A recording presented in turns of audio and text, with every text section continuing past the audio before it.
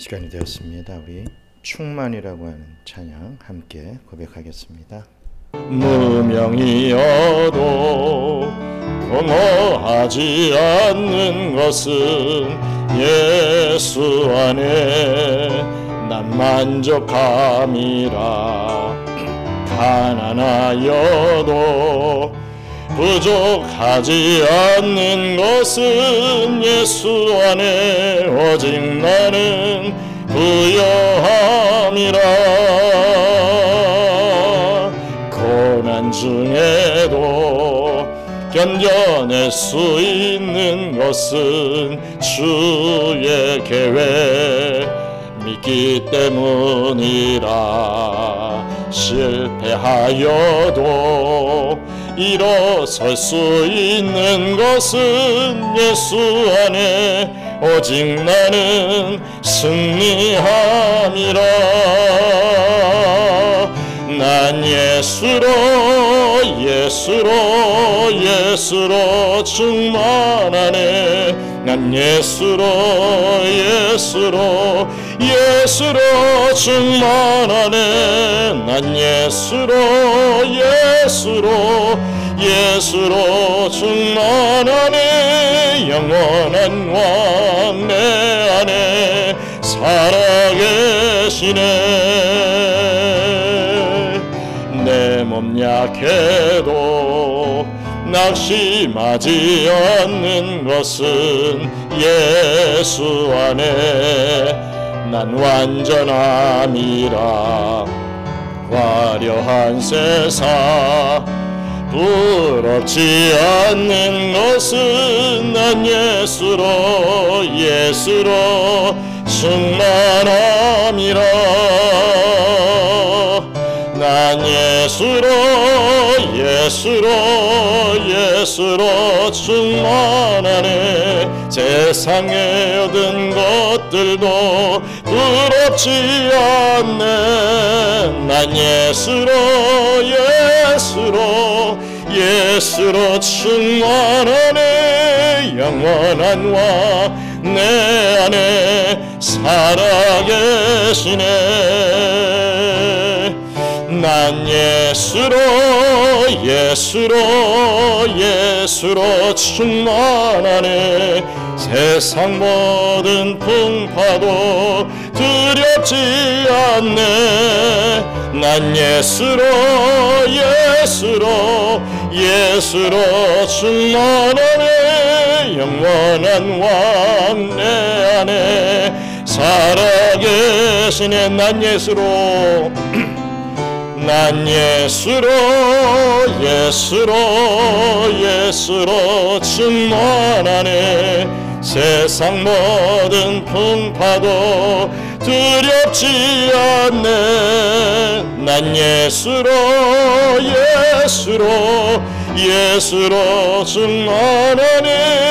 영원한 왕 내 안에 살아계시네. 난 예수로 충만하네. 세상 모든 풍파도 두렵지 않네. 난 예수로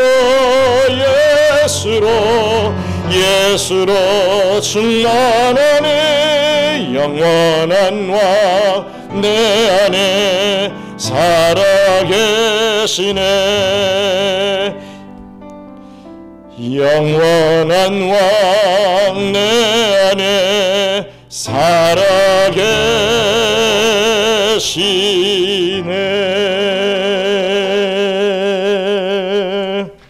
하나님의 말씀 요한복음 10장 16절로 21절 말씀 보겠습니다.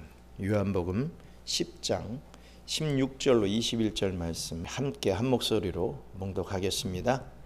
또 이 우리에 들지 아니한 다른 양들이 내게 있어 내가 인도하여야 할 터이니 그들도 내 음성을 듣고 한 무리가 되어 한 목자에게 있으리라.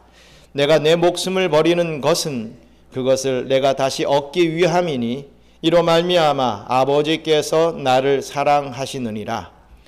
이를 내게서 빼앗는 자가 있는 것이 아니라 내가 스스로 버리노라. 나는 버릴 권세도 있고 다시 얻을 권세도 있으니 이 계명은 내 아버지에게서 받았노라 하시니라. 이 말씀으로 말미암아 유대인 중에 다시 분쟁이 일어나니 그 중에 많은 사람이 말하되 그가 귀신 들려 미쳤거늘 어찌하여 그 말을 듣느냐 하며, 어떤 사람은 말하되 이 말은 귀신 들린 자의 말이 아니라 귀신이 맹인의 눈을 뜨게 할 수 있느냐 하더라. 아멘. 우리가 보고 있는 이 요한복음 10장은 목자와 양의 비유를 통해서 예수님과 또 예수로 말미암아 구원받게 되는 백성과의 관계를 설명하고 있습니다. 예수님은 스스로 나는 양의 문이다 라고 말씀하셨습니다. 그리고 또 나는 선한 목자라 라고 말씀을 하시면서 자기 자신을 나타내 보여주셨습니다.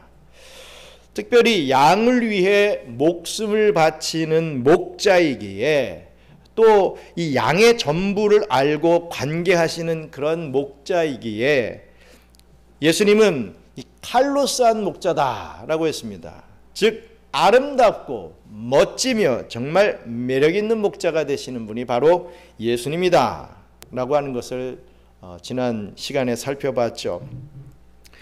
오늘 본문은 이 목자와 양, 이 강화의 결론과 같은 말씀을 주시고 또 이 강화에 대한 이 유대인들의 반응이 나타나는 그러한 본문의 내용입니다. 오늘 이 말씀을 통해서 함께 은혜를 나누는 저와 여러분들 되시기를 주님의 이름으로 축원합니다. 먼저 첫째로 우리 예수님은 아버지 하나님에게 순종하시는 선한 목자다라고 하는 것입니다. 아버지 하나님에게 순종하시는, 성부 하나님께 순종하시는 선한 목자였다라는 말씀이죠. 요한복음 10장 16절 말씀 같이 읽겠습니다. 또 이 우리에 들지 아니한 다른 양들이 내게 있어 내가 인도하여야 할 터이니 그들도 내 음성을 듣고 한 무리가 되어 한 목자에게 있으리라. 아멘. 예수님은 이 우리에 들지 아니한 다른 양들이 내게 있다 이렇게 말씀을 하셨습니다. 여기서 이 우리가 뭐겠습니까? 우리를 나타낼 때 우리가 아니죠. 양 우리를 얘기를 하고 있습니다. 이 목자와 이 양 강화에서 이 우리라고 하는 이 우리는 예수님의 양들이 모여 있는 곳을 나타내는 말입니다. 그런데 이 양 우리가 있고 그 안에 양들이 있는데 그 우리 밖에도 양이 있다 이렇게 지금 말씀하시는 거예요. 이 우리 밖에 있는 양은 예수님과 직접 만나지는 못했지만 이후에 예수님을 믿게 될 이방인들, 그리고 더 나아가 다른 시대의 그리스도인들을 의미하는 것입니다. 쉽게 말하면 오늘날의 저와 여러분들을 다 가리키고 있는 그런 말씀이죠. 예수님은 한평생 가나안 땅을 벗어나 본 적이 없습니다. 참 신기하죠. 이스라엘 땅이 있지 않습니까? 거기서 위로 아래로 있다 갔다 그 몇 번 하신 게 답니다. 평생을 가나안 땅을 벗어나지를 못하셨습니다. 그리고 예수님은 한평생 그 가나안 땅에 있는 유대인들만 상대했죠. 그러나 예수님이 승천하신 후 사도들은 땅끝까지 이르러서 예수의 제자를 삼는 그 사명을 감당했습니다. 그래서 예수님의 양들이 세계 곳곳에 생겨나게 된 것입니다. 이들이 바로 이 우리 밖에 있는 양들, 이 양우리 밖에 있는 양들이다라는 말씀이죠. 이 바로 선교의 개념입니다. 예수님 당시 예수님을 믿고 따르던 자들은 우리 안의 양이었습니다. 다시 말해 유대인들이었죠. 그들은 예수님의 음성을 직접 들었습니다. 그리고 예수님을 직접 따르던 자들이었습니다. 하지만 우리는 예수님을 직접 보고 그 음성을 직접 듣지 못했습니다. 이방인들인 저와 여러분들은 예수님을 직접 본 게 아닙니다. 음성을 듣지 못했습니다. 그러나 분명히 우리는 예수님의 인도를 받은 양들이라는 거죠. 예수님은 우리 밖의 양들도 자신이 인도하시며 이들도 예수님의 음성을 듣는다, 이렇게 말씀을 해주고 계신 것입니다. 사도들을 통해 전해주는 예수님의 그 말씀, 성경을 통해 들려주시는 그 예수님의 말씀을 듣고 예수님을 따르는 양들이 있다라고 말씀하고 있습니다. 예수님은 이들이 예수님의 음성을 듣고 한 무리가 된다라고 말씀하십니다. 즉 예수님을 따르는 한 공동체가 된다. 그 한 공동체가 뭐겠습니까? 바로 교회죠. 한 교회가 된다라는 뜻입니다. 그렇습니다. 교회는 한 무리다, 하나입니다. 시대는 다르지만, 나라와 민족은 다 다르지만, 우리는 사도들과 기독교 역사 속에 수많은 그리스도인들과 그리고 지금 전 세계에 산재해 있는 참된 교회들과 저와 여러분들은 하나다라는 그러한 의미입니다. 예수님의 말씀대로 한 목자를 믿고 따르는 한 교회다라는 것입니다. 이단이 아닌 이상 정말 한 목자인 예수 그리스도의 그 말씀을 따른다 한다면 우리는 한 교회다, 이런 개념이죠. 그래서 우리는 사도신경에서 거룩한 공예를 믿는다, 이런 고백을 합니다. 영어로는 Holy Catholic Church라고 합니다. 여기서 이 캐톨릭은 로마 캐톨릭을 해서 좀 이미지가 좀 안 좋을 수도 있는데 이 캐톨릭이라고 하는 번연의 뜻은 보편적인, 공적인 이런 뜻을 가지고 있습니다. 따라서 사도신경은 전 역사적 보편교회, 전 세계적 공적 교회가 하나다라는 것을 믿습니다라고 하는 그런 의미가 된다는 거죠. 예수님은 전 역사적 목자, 전 세계적인 목자이시기에 참으로 멋진 목자요, 매력적인 그런 목자가 되신다는 사실입니다. 그런데 이 선한 목자 예수님께서 목숨을 버리시는 다른 이유가 있다는 것을 설명을 하십니다. 우리 요한복음 10장 17절로 18절 말씀 같이 읽겠습니다. 내가 내 목숨을 버리는 것은 그것을 내가 다시 얻기 위함이니 이로 말미암아 아버지께서 나를 사랑하시느니라. 이를 내게서 빼앗는 자가 있는 것이 아니라 내가 스스로 버리노라. 나는 버릴 권세도 있고 다시 얻을 권세도 있으니 이 계명은 내 아버지에게서 받았노라 하시니라. 아멘. 예수님께서 목숨을 버리시는 것은 그것을, 즉 그 목숨을 다시 얻기 위함인데, 아버지께서 나를 사랑하시는 것은 내가 다시 목숨을 얻기 위하여 목숨을 버림이라, 이렇게 지금 말씀하고 있습니다. 예수님께서 목숨을 버리시는 것은 자신의 양들에게 생명을 주시기 위함이라는 거죠. 그런데 예수님에게 있어서 이 목숨을 버리는 더 중요한 이유는 그렇게 목숨을 버림으로 성부께서 자신을 사랑하시기 때문이다 라고 했습니다.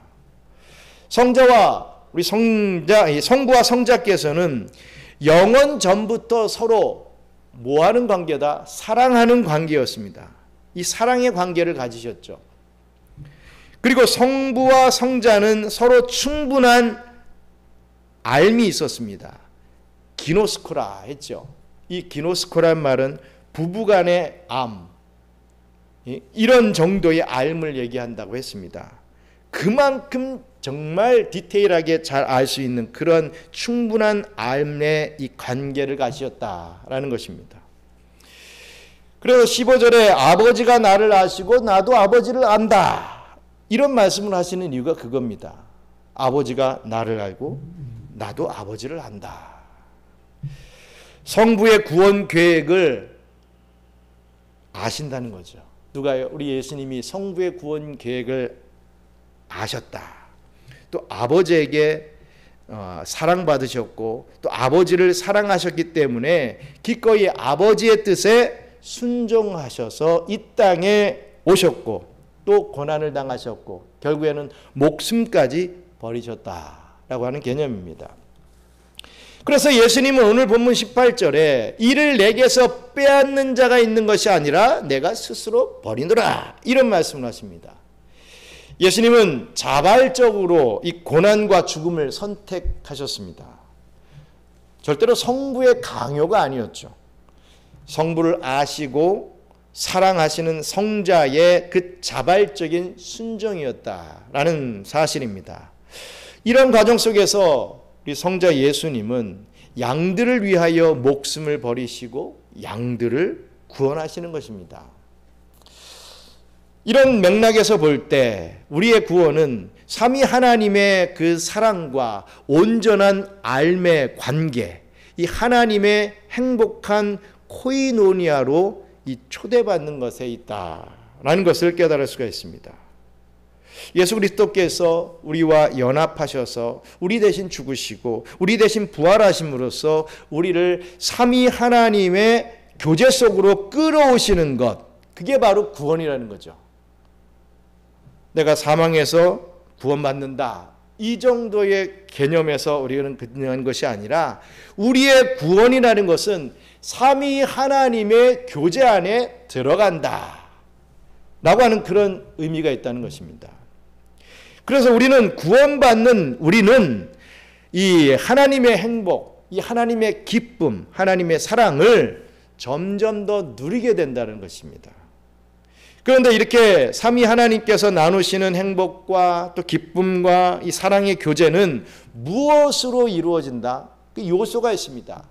삼위 하나님의 그 사랑과 기쁨과 그 행복을 누릴 수 있는 어떠한 조건이 있다 이거죠. 그게 바로 순종을 통해서 이루어진다.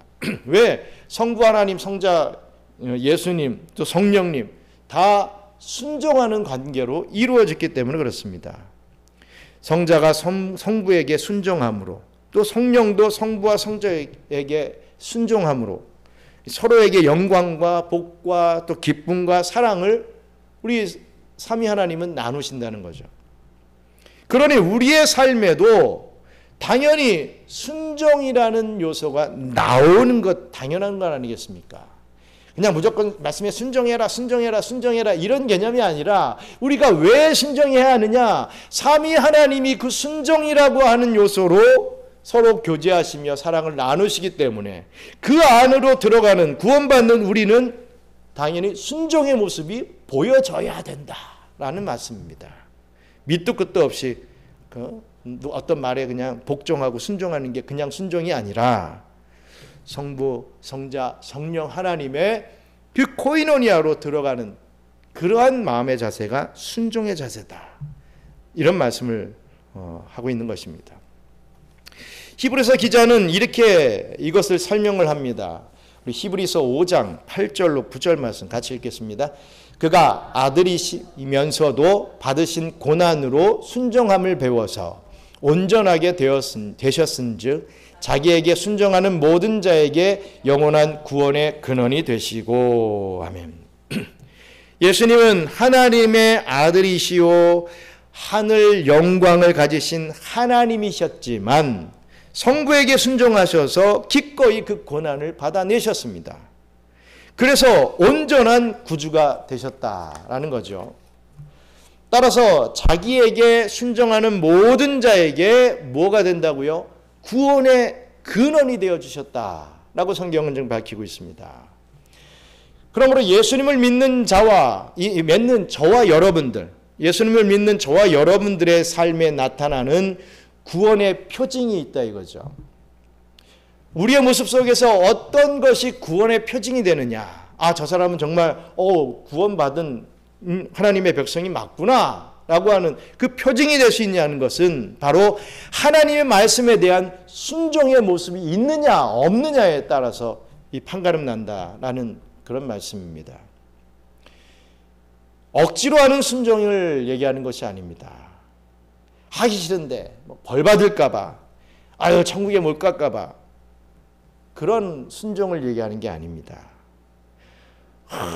교회 내에서 목사님에게 눈치 보이고 또 목사님 또 잔소리 할까 봐 이 마지못해 하는 그런 순종을 얘기하자는 게 아니죠. 정말 기쁘고 감사함으로 하게 되는 그 순종을 얘기합니다. 다시 말해서 성부와 성자와 성령님, 우리 이 삼위 하나님이 서로 순종함으로 서로 이 코이노니아를 이루시는 그 하나님의 교제 안으로 우리가 그 순종함으로 또 들어가서 그 사랑을 나누는 그 기쁨을 말씀하고 있습니다. 그래서 우리가 우리 특별히 우리 교회 공동체 생활을 하면서 정말 내가 순종하는 것이 무엇인지를 우리가 다시 한번 잘 생각해 봐야 됩니다. 옆에 저 권사님, 이야 참 열심히 하시네, 순종하시네. 목사님 말이라면 또 이렇게 하시고 아니 말이 없어도 막 하시는 모습이 와 참 대단하네. 나도 안 할 수가 없고. 그래서 억지로 끌려 가지고 하는 그런 순종 말고, 정말 구원받은 자의 표징으로서 나타나는 정말 그 사랑의 표현. 정말 그렇지 않습니까? 우리가 정말 사랑하게 되면 그 사람 말을 들어주잖아요. 여자친구가 너무 사랑스러우면 남자가 여자의 한마디를 진짜 나 저기서 별 따다줘. 그러면 별이라도 따다주려고 하는 그런 신용을 보이지 않습니까? 왜입니까? 사랑하기 때문에. 하나님은 그런 순종을 원한다는 거죠. 저것도 그런 신용이라도 안 하면 쟤 또 삐진다. 저 삐지는 걸 보느니 내가 그냥 연기라도 해야지. 이런 거 말고 정말 따주고 싶은데 딸 수 없는 내 이 무능함, 그것을 한탄하면서 정말 그 사랑의 모습을 보여주는 그런 어떤 이 순종의 모습, 그런 거를 우리 하나님께서는 기뻐하신다는 겁니다. 그래서 어떤 이런 마음이 없는 어떤 순종의 모습을 할 바에는 정말 우리가 다른 어떤 생각들을 또 해봐야 되지 않겠나, 그런 또 마음들을 또 갖게 됩니다.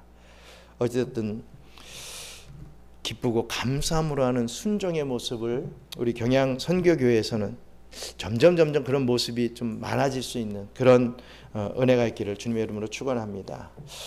둘째로, 우리 예수님은 분쟁을 일으키시는 선한 목자였다라고 하는 겁니다. 말이 좀 이상합니다. 분쟁을 일으키는 목자다.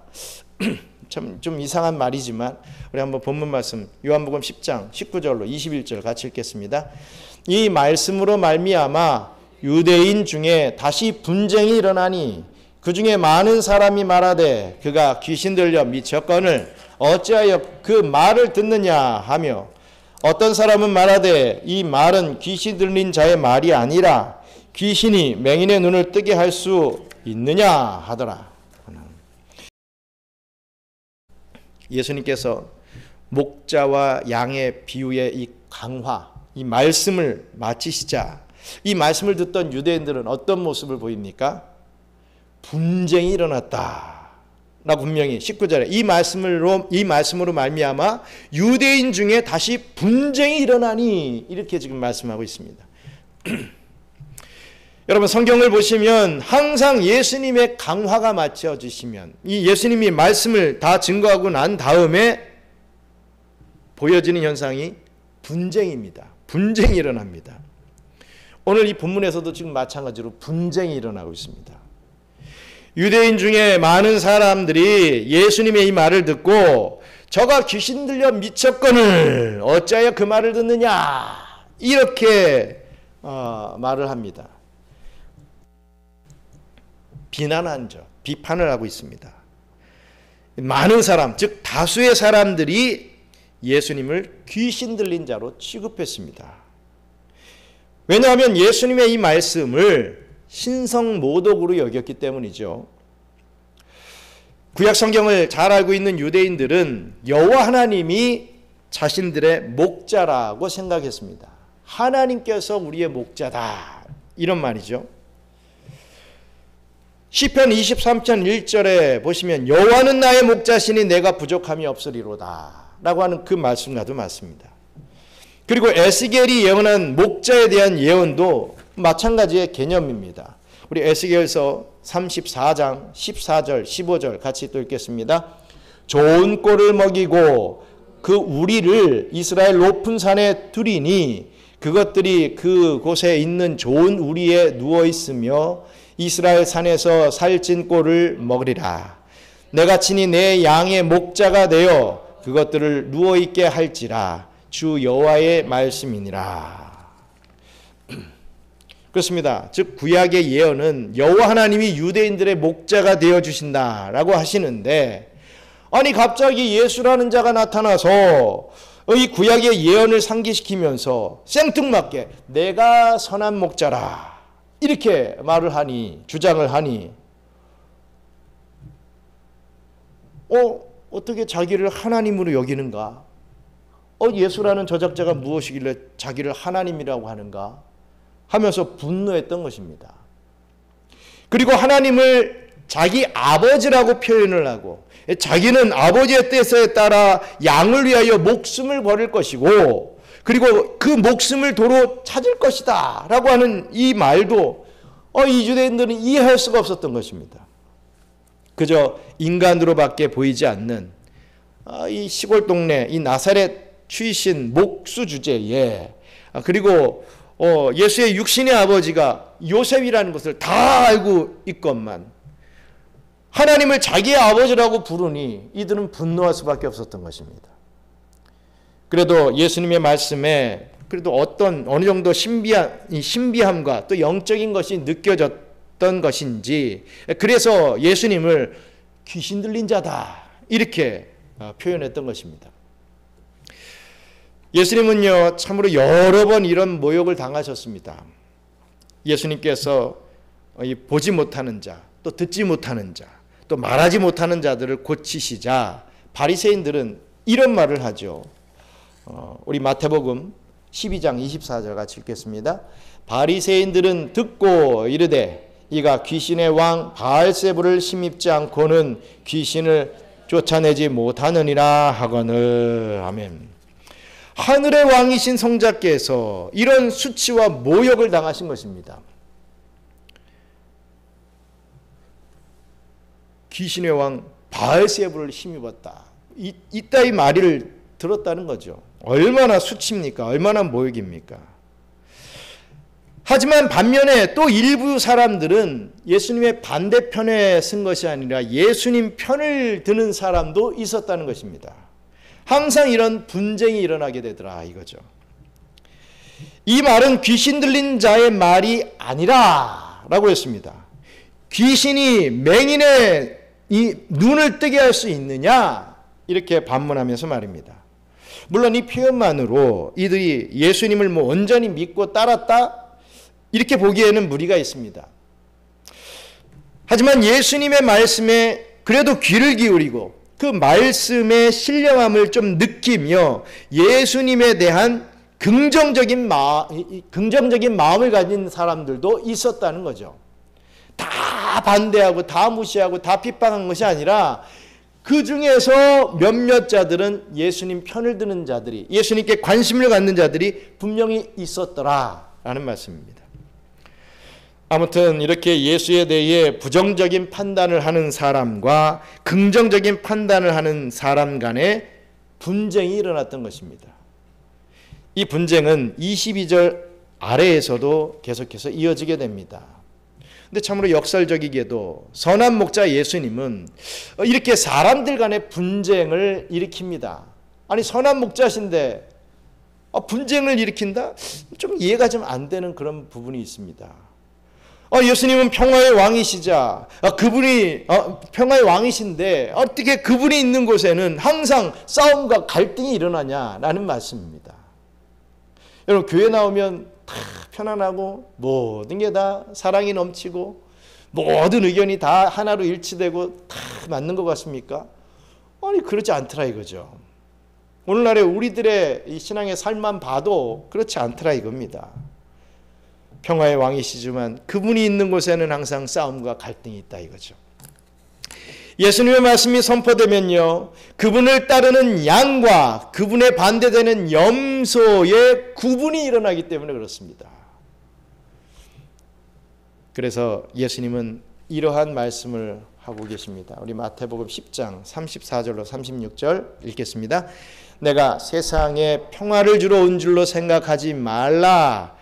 화평이 아니요 검을 주러 왔노라. 내가 온 것은 사람이 그 아버지와 딸이 어머니와 며느리가 시어머니와 불화하게 하려 함이니 사람의 원수가 자기 집안 식구리라. 어떻게 보면 참 기독교에서 우리가 이 교회를 다니면서 좀 이해를 잘 하지 못하는 그런 말씀 중에 하나입니다. 내가 세상에 화평을 주러 온 줄 아느냐? 아니다. 나는 검을 주러 왔다. 싸우게 하려고 왔다. 지금 이런 말씀을 하신다는 거예요. 사람이 그 아버지와 딸이 어머니와 며느리가 시어머니와 불화하게 하려고 함이다 이거죠.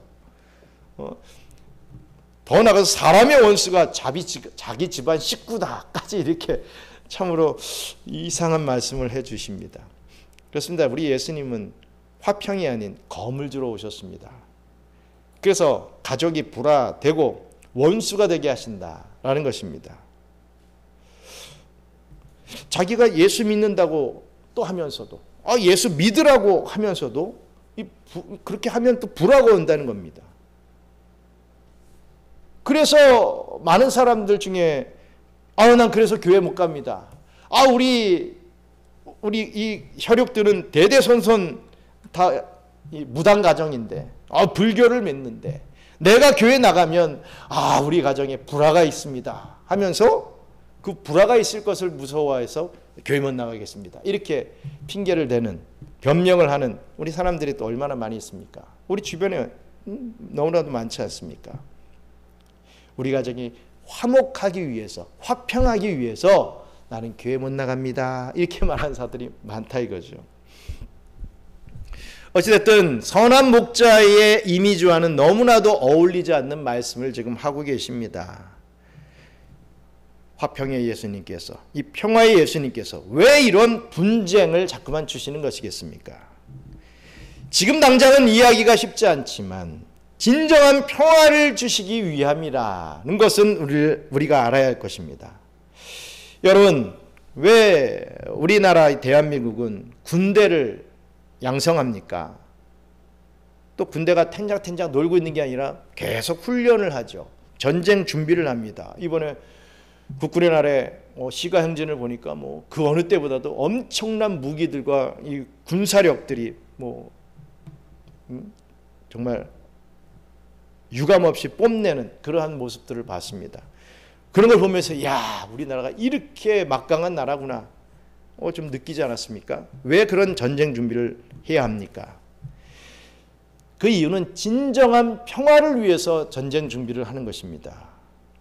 평화는 그냥 오는 것이 아니기 때문이죠. 철저한 적에 대한 감시와 준비를 통해서 평화는 이루어집니다. 우리 하나님은 믿음의 삶을 주시면서 무엇이 진정한 평화인지를 알게 해 주십니다.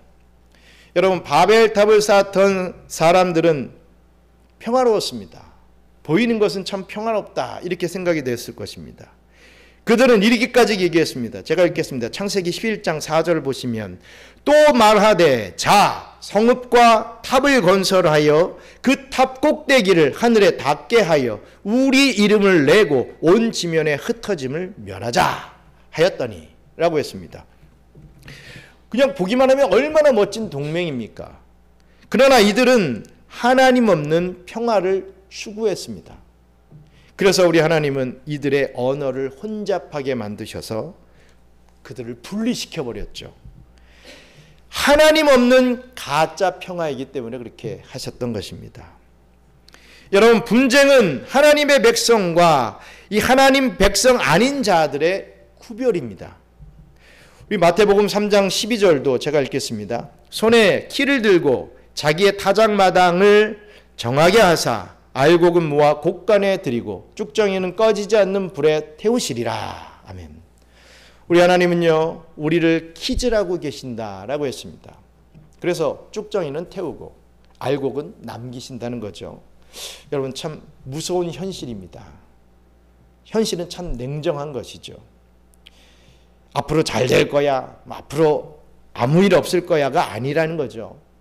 그래서 우리는 믿음 없는 사람들에게 제발 좀 들으라고, 제발 좀 교회 좀 나오라고, 제발 좀 그런 식으로 좀 불신앙으로 살지 말라고 우리 믿는 신자들은 소리를 지를 수밖에 없는 것입니다. 그런데 그런 소리 하면 저 사람하고 나의 관계가 어그러질까 봐 지금까지 뭐 시장도 같이 가고 밥도 같이 먹고 교제도 나누고 어떤 아이들의 어떤 그런 공통적인 그런 이슈를 가지고 토론도 대화도 하고 정말 뭐 김치도 주고 뭐 같이 뭐 이러면서 막 잘했는데 내가 예수 믿어라 교회 나오라 말하면 그때부터 관계가 어그러질까 봐 계속 미룬다 이거죠. 물론 지혜로울 수는 있습니다. 하지만 끝까지 미루면 안 되죠. 부딪혀야 됩니다. 그래야 분쟁이 일어나고 그래야 양과 염소가 구분이 되는 것입니다. 그러지 않고 그냥 좋은 게 좋은 거라고 그냥 같이 그냥 잘 살자. 야, 우리 성읍과 탑을 건설해서 그 탑꼭대기를 하늘에 닿게 해서 우리가 하나님과 같이 될 수 있다라고 하는 그런 야망과 욕망을 가지고 우리가 일평생 한번 같이 살아보자. 이게 아니라는 것이죠.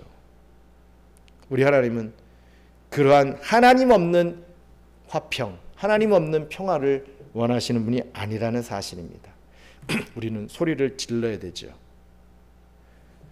우리는 우리 부부 사이에서 또 부모와 자녀 사이에서 친지들 사이에서 친구들 사이에서 혹은 지상교회 안에서 불화가 일어날 수밖에 없는 것입니다. 불화 일어나는 것을 이상하게 여기고 두려워하지 마시기 바랍니다. 여러분 이 말씀은 굉장히 불편한 말씀인 것은 맞습니다. 그냥 마음에 묻어놓고 내 삶의 평화를 위해서 이 관계의 원만함을 위해서 굳이 말하지 않고 지내왔는데 성경은 우리에게 그렇게 가르치지 않는다는 것입니다. 물론 여러분 다시 한번 말씀드립니다. 오해하지 마십시오. 여러분의 가정이 신앙 문제 때문에 뒤집어지고 매일같이 싸움이 일어나야 한다라고 지금 말씀드리는 게 아닙니다. 정말 우리는 지혜롭게 처신할 줄 알아야 되죠. 참고 인내하며 기다려줄 줄도 알아야 합니다. 하지만 지내다 보면 신앙 때문에 반드시 갈등은 일어나게 돼 있다 이겁니다. 내가 정말 참 신앙을 갖고 있다면 불신자들과의 갈등이 일어날 수밖에 없는 것이지 불신자들과 나의 갈등이 전혀 없다? 그럼 그 사람이 잘못된 겁니다. 그렇지 않습니까? 어떻게 불신자들과 신자들의 갈등이 없다? 동글동글하게 뭐 다 좋은 게 좋은 거니까 우리 같이 당신도 술 한잔 먹고 나도 술 한잔 먹고 당신도 담배 한번 피고 나도 담배 한번 피고 아유 뭐 예수 믿으니까 우리 다 좋은 게 좋은 거 아닙니까? 이런 식으로 어떻게 살 수 있냐 이겁니다. 그럴 수 없다는 거죠. 반드시 참고 인내하며 기다려줘야 되는데 반드시 갈등이 생겨난다 이겁니다. 갈등이 생겨난 것을 이상하게 여기지 마십시오. 갈등이 생겨났을 때 그때 놀라지 말고 기억해야 합니다. 예수님을 믿는 것 때문에 이 갈등은 필연적으로 나타나게 되어 있다는 것을 기억해야 합니다. 두려워하지 마십시오. 그럼 저 사람과 이제 끝났네. 어떡하나. 말해주고 불화 일으켜서 나 너하고 원수 된다 할지라도 우선 정말 하나님의 말씀대로 우리 주님이 기뻐하신 대로 해봐야 된다 이거죠. 그러고서 그 관계가 정말 어떤 관계로 결과 맺게 되는지 우리가 볼 수 있어야 되지 않습니까?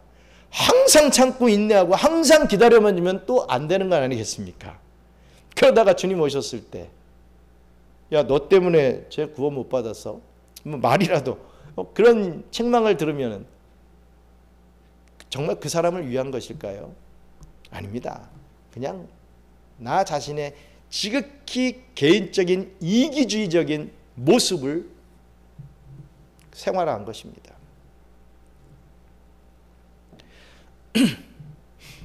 오늘날 우리는 너무 점잖게 예수를 믿는 것은 아닌지 한번 생각해 볼 필요가 있습니다. 너무 그렇게 되다 보니까 뭐 인터넷 같은 거 보면 거리에서 말씀만 읽었는데 3번 잡혀간 목사가 있고 뭐 이런 뭐 내용들도 나오더라고요. 참 우리 이 믿는 자들이 정말 그 자세를 갖추고 소리를 지를 수 있어야 되는데 참 우리가 그러지 못하는 건 아닌가. 그래서 세상이 우리를 막 먹어버리려고 지금 노리고 있다라는 것을 우리가 잊지 말아야 할 것입니다. 여러분, 예루살렘 그 평화의 도시에 분쟁을 일으키신 분 다른 사람이 아니었습니다. 바로 우리 주 예수님이셨습니다. 예수님은 당신의 양과 이 세상의 염소를 구분하시러 온 정의로운 재판장이요 또 선한 목자이셨습니다. 사랑하는 우리 경양선교교회 성도 여러분, 선한 목자 되신 우리 예수님께서 자기 양을 위하여 목숨을 버리는 것은 아버지의 뜻을 아시고 아버지를 사랑하사 기꺼이 순종하신 것이라고 했습니다. 선한 목자 예수는 순종의 목자였다고 했습니다. 예수님을 따르는 우리 역시도 그 모습대로 순종의 양이 되어야 할 것입니다. 주님이 오라는 대로 가야, 또 인도하는 대로 가야 우리는 푸른 초장과 진정 쉴 만한 물가를 만날 수 있는 것이지, 주님이 오라는 대로 안 가고 다른 데로 가서 쉴 만한 물가를 찾으려고 하고 또 반대로 가서 푸른 초장을 좀 찾으려고 하고 뭐 이러면 안 된다는 거죠. 겉보기에는 소돔과 고모라 같지만 결국에는 심판받게 돼 있다는 것입니다. 그런데 분명한 것은 그 순종의 길은 결코 쉽지 않습니다. 험하기도 한다 이거죠. 사망의 음침한 골짜기에서 그동안 잔잔하던 내 삶이 깨지는 것 같기도 하고, 평화가 그동안 겉으로는 느껴왔던 그 평화가 온데간데 없어지는 것 같은 느낌을 가질 수도 있습니다. 위협과 갈등과 분쟁의 고통에 노출되기도 합니다. 내가 이 말만 안 했으면 조용히 편안하게, 그래도 교회 안에서는 내가 크리스찬인데 내가 집사인데 뭐 이러면서 살 수 있었는데 그 말을 해가지고 내가 노출이 돼서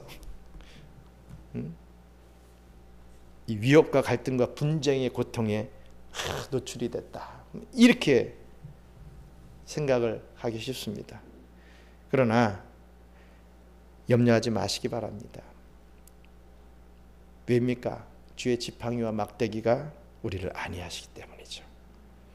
우리 목자께서 우리를 원수의 목전에서 우리에게 승리의 식탁을, 승리의 밥상까지 차려주시고 우리의 잔이 넘치도록 채워주신다 약속했기 때문입니다.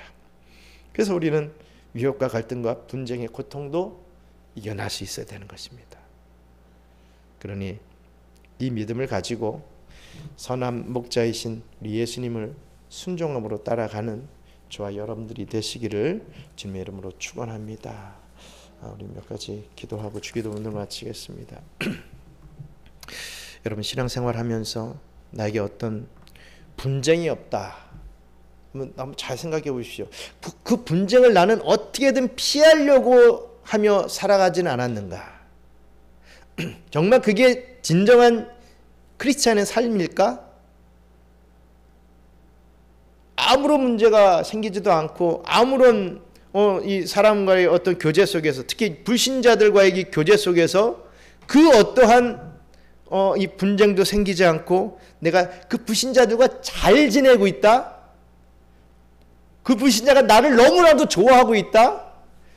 예수 잘 믿어서 좋아하는 게 아니라 자기한테 잘 맞춰준다고 너무나도 좋아하고 있다? 그럼 우리가 진짜 회개해야 됩니다. 자꾸만 불신자들한테 우리가 맞춰주는 삶을 살다가는 절대로, 우리는 불신자들을 정복하는 삶을 살아야 되는데, 우리 성경은 정복해라라고 하고 있는데 그들과 더불어서 잘 살고 있다? 우리 참으로 안 될 말이죠.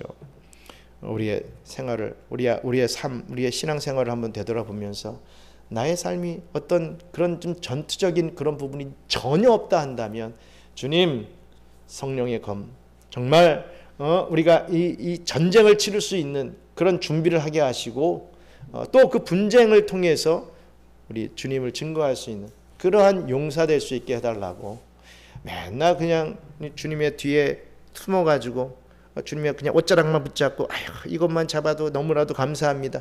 물론 그럴 때가 있어야죠. 당연히 그렇게 시작을 해야 됩니다. 하지만 이제 신앙의 연수가 좀 찼다 한다면 좀 앞으로 나갈 수 있어야 되지 않겠습니까?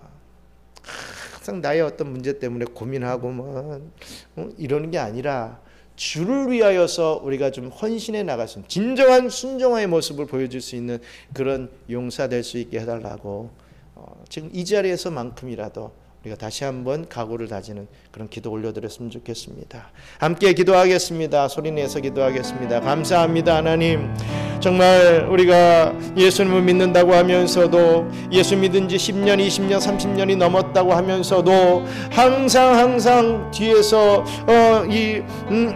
이 분쟁이 아닌 화평만을 원하며 아무에게도 예수 믿으라 말도 못하고 내가 예수 믿는 자라고 이 나타내지도 못하는 그런 삶을 살지는 않았는지 다시 한번 우리를 되돌아보기를 원합니다. 아버지 하나님, 당연히 분쟁이 있다라고 하시는 우리 예수님의 말씀 앞에 절대로 우리는 불신자들과 분쟁을 일으키면 안 돼라고 하는 그런 생각을 가지고 있는 나였다라고 한다면 그들을 위하여 참고 인내하며 기다려줄 줄을 알아야 되지만, 정말 지혜롭게 해줄 때도 있어야 되지만 반드시 결론적인 건 그들에게 말씀을 증거해야 된다는 것을 다시 한번 깨닫고 하나님의 말씀을, 주님의 말씀을 증거하고 그 관계가 어떻게 이루어지는지, 어떠한 하나님의 은혜를 우리가 체험할 수 있는지를 깨달아 할 수 있는 저희들 될 수 있도록 역사하여 주시옵소서. 내가 말만 하면, 내가 어떤 액션만 취하면 정말 많은 하나님의 택한 영혼들이 주님의 교회로 하리 저 천당을 향하여 우리 함께 갈 수 있을 터인데,